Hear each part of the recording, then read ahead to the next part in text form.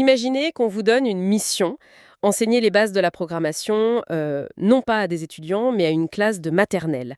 Des enfants de 5 ans qui, pour la plupart, ils savent pas encore lire. Ça paraît un peu fou, non? Comment on s'y prend? On leur fait faire des mimes? On leur donne un petit robot? Ou une tablette?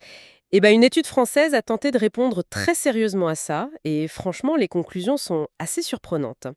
Aujourd'hui, on va décortiquer ensemble cet article de recherche. C'est une expérience qui s'appelle le projet Bluebot. Elle a été menée en 2017 dans le nord de la France sur 230 élèves de grande section. Et le but, c'était simple, trouver la meilleure méthode pour leur apprendre à penser un peu comme un programmeur. On va voir que la réponse, elle est loin d'être évidente. Exactement. La grande question que les chercheurs se posent, c'est qu'est-ce qui marche le mieux? Est-ce qu'on apprend plus efficacement en utilisant son propre corps, en manipulant un objet physique comme un robot, ou alors via une interface purement numérique sur une tablette? Ils ont mesuré très précisément les performances des enfants sur 3 compétences, le décodage, le codage et la conception de programmes. Et ce qui est passionnant, c'est pas seulement de savoir qui gagne, mais de comprendre ce que ça nous dit sur la façon dont un jeune cerveau aborde la logique. Alors, allons-y, plongeons dans le vif du sujet. Déjà, il faut comprendre le contexte. En France, la programmation, c'est pas vraiment un programme de la maternelle, hein. Le programme scolaire, il parle surtout d'utiliser des objets numériques, un appareil photo, ce genre de choses. Donc les chercheurs ont dû être un peu créatifs. Au repérage dans l'espace. C'est une porte d'entrée parfaite. Au lieu de dire on va faire de l'informatique, ils ont dit on va apprendre à se déplacer sur un quadrillage. Et la philosophie derrière, c'est ce qu'on appelle la pédagogie par le robot. L'idée, c'est que l'enfant, il construit lui-même son savoir en essayant des choses, en manipulant et surtout en se trompant. Ah, j'aime bien cette idée. Que l'erreur n'est pas une faute, mais juste un bug à corriger. C'est une approche très saine, je trouve. Ça dédramatise complètement l'échec. Tout à fait. L'erreur devient une information en fait, un indice pour trouver la bonne solution. C'est le cœur de la pensée informatique. Et tout ça, ça s'inscrit parfaitement dans les 4 piliers de l'apprentissage de l'éducation nationale. Apprendre en jouant, en résolvant des problèmes, en s'exerçant et en mémorisant. D'accord, alors concrètement, comment ça se passait pour les enfants? C'était quoi leur terrain de jeu? Le terrain de jeu était toujours le même, un grand damier de 24 cases, en format 4 par 6. La mission, c'était de programmer un trajet d'un point A à un point B. Et pour mesurer les progrès, ils ont fait passer des tests avant et après la séquence d'apprentissage, un pré-test et un post-test. Et ils ont évalué 3 compétences bien distinctes. D'accord, alors ces 3 compétences. La première, le décodage. Si je comprends bien, c'est un peu comme lire une notice. On donne aux enfants une série de commandes, genre avance, avance, tourne à droite, et eux, ils doivent dessiner le chemin sur la grille. C'est ça? C'est exactement ça. C'est une tâche de lecture et d'exécution. La deuxième, c'est l'inverse, le codage. Là, on leur montre un chemin déjà tracé, et c'est à eux de le traduire dans le langage du robot, c'est-à-dire d'écrire la bonne séquence de flèches. Logique. Et la troisième, la conception de programme. Alors là, c'est le niveau au-dessus, j'imagine. Oui, c'est le niveau expert, parce qu'il y a 2 étapes. D'abord, il y a un problème à résoudre. Par exemple, le robot doit partir d'ici, ramasser 2 fleurs, mais sans toucher l'oiseau. Donc, l'enfant doit d'abord inventer un chemin, une solution. Et seulement après, il doit coder ce chemin qu'il a lui-même imaginé. C'est de la créativité, de la planification, c'est bien plus complexe. Ah oui, en effet. Et c'est là qu'on arrive au cœur de l'expérience, les fameuses modalités. Les 230 élèves n'ont pas tous appris de la même manière. C'est ça, le montage expérimental. Il y avait d'abord les groupes purs, qui n'ont testé qu'une seule méthode. On avait le groupe corps. Là, la grille était dessinée au sol et un enfant jouait le rôle du robot. C'était ses camarades qui lui donnaient les instructions. Avance, tourne à gauche. C'est très physique, très incarné. J'imagine l'ambiance, ça devait être assez drôle. Non, pas par là, tu vas dans le mur. Exactement. Ensuite, le groupe robot, qui utilisait le fameux Bluebot, un petit robot jouet. Les enfants appuyaient sur des boutons fléchés sur son dos pour le programmer. Et enfin, le groupe tablette, où tout était virtuel. Le même jeu, mais sur un écran. Mais l'étude ne s'est pas arrêtée à ces 3 groupes. Les chercheurs voulaient voir si le fait de mélanger les approches pouvait changer quelque chose. Oui, et c'est une des grandes forces du protocole. Ils ont créé des groupes combinés. Par exemple, le groupe corps plus robot, qui a commencé avec le corps, puis est passé au robot. Ou encore le groupe robot plus tablette, qui a commencé avec le jouet avant de passer à l'application. Et pour être sûr que les progrès ne venaient pas de nulle part, il fallait un groupe témoin. Le groupe placebo, oui. Ces élèves ont passé les 2 tests, mais entre-temps, ils ont fait leurs activités habituelles, sans aucune initiation à la programmation. C'est ce groupe de contrôle qui permet de valider scientifiquement que les progrès des autres viennent bien de l'enseignement. Voilà, le décor est planté. C'est un dispositif très solide. La première question qui me vient, c'est la plus simple. Est-ce que ça a servi à quelque chose? Est-ce qu'on peut vraiment enseigner ça à des enfants de 5 ans? La réponse est un oui, massif. C'est le premier grand résultat. Le groupe placebo, lui, il n'a quasiment pas progressé. À l'inverse, tous les autres groupes, quelle que soit la méthode, ont montré des progrès statistiquement très, très significatifs. Ah, ça, c'est une information clé. Ça met fin au débat, c'est trop tôt, ils sont trop jeunes. L'étude prouve que non seulement c'est possible, mais que ça marche. La question n'est donc plus si, mais comment. Précisément. Et c'est là que ça devient vraiment surprenant. Alors, on y vient. Le grand match, corps, robot ou tablette. Si on regarde les méthodes utilisées seules, qui gagne? Eh bien, c'est un peu la douche froide pour les fans du tout numérique. La modalité tablette, quand elle est utilisée seule, est celle qui donne les plus faibles taux de progression. C'est la méthode la moins efficace, en fait. C'est fou. On aurait pu parier dessus, c'est l'outil qui a l'air le plus moderne. Et les deux autres, le corps et le robot? Ils s'en sortent mieux, avec des résultats assez comparables l'un à l'autre, disons moyens. Ça marche, hein, les enfants progressent, mais c'est pas non plus une explosion des scores. En fait, aucune des trois modalités toute seule ne se démarque vraiment. D'accord. Donc, si on s'arrêtait là, la conclusion serait un peu décevante. Mais j'ai l'impression que le vrai rebondissement, c'est avec les groupes combinés. C'est là que tout bascule. Les résultats des groupes en double modalité sont spectaculaires.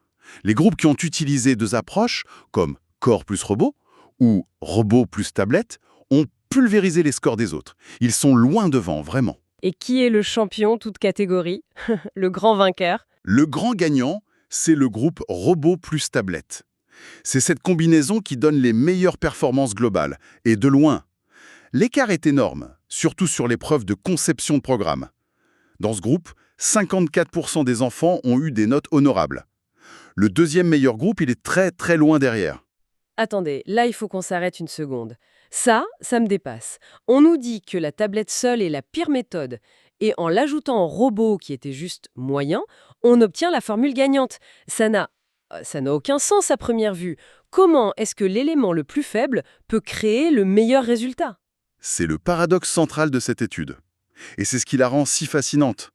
On combine un élément moyen avec le plus faible et on obtient le meilleur résultat. Bon, avant d'aller plus loin, il y a une explication simple qui me vient. Les groupes qui ont fait les deux, ils ont juste passé 2 fois plus de temps à s'entraîner, non? C'est peut-être juste ça la clé. C'est une très bonne objection. Et les chercheurs l'évoquent. Ils reconnaissent que le facteur temps a sans doute joué un rôle important. C'est certain. Mais ils pensent que ça n'explique pas tout. L'écart est tellement grand qu'il semble y avoir autre chose. Une sorte de synergie. Quelque chose se passe quand le cerveau de l'enfant fait le pont entre un objet tangible qu'il peut toucher, voire bouger, et sa représentation abstraite sur un écran. Comme si le robot physique ancrait le concept dans le monde réel et que la tablette permettait ensuite de le manipuler mentalement plus facilement. C'est une excellente façon de le formuler. Le robot offre un retour concret, sensoriel. On entend le petit bruit des roues, on le voit avancer. La tablette, elle, offre une rapidité, une flexibilité qu'on n'a pas avec le robot. On peut tester, annuler, recommencer instantanément.